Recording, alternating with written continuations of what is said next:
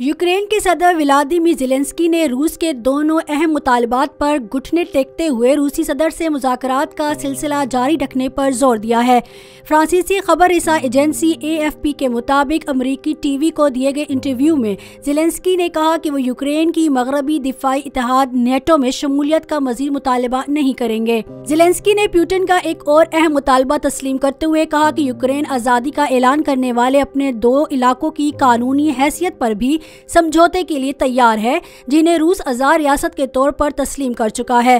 Zelensky ने NATO की रुकनियत के हवाले से ये भी कहा कि वो ऐसे मुल्क का सदर होना गवारा नहीं करेंगे जो किसी चीज के लिए घुटनों पर बैठकर किसी से भीख मांगे। यूक्रेनी सदर ने रूस के दूसरे अहम मुतालबे पर बात करते हुए कहा कि वो अलहदगी पसंद तहरीक वाले इलाकों के मामले पर मुज़ाकरात के लिए तैयार हैं।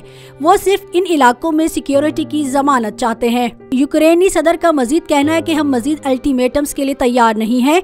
रूसी सदर पुतिन को बातचीत शुरू करनी चाहिए।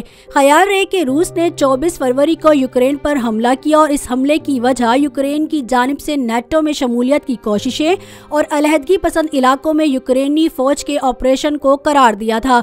रूस यूक्रेन की नेटो में शमूलियत के भी खिलाफ है, क्योंकि नेटो सर्द जंग के आगाज में सोवियत यूनियन से यूरोप को बचाने की खातिर ही मौरज़े वजूद में आया था और अब रूस अपने पड़ोसी ममालिक की इसमें शमूलियत को अपनी कौमी सलामती के लिए खतरा समझता है।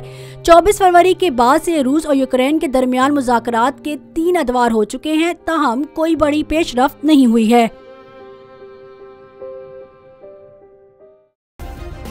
सब्सक्राइब करें और बेल दबाएं ताकि कोई खबर रह न जाए।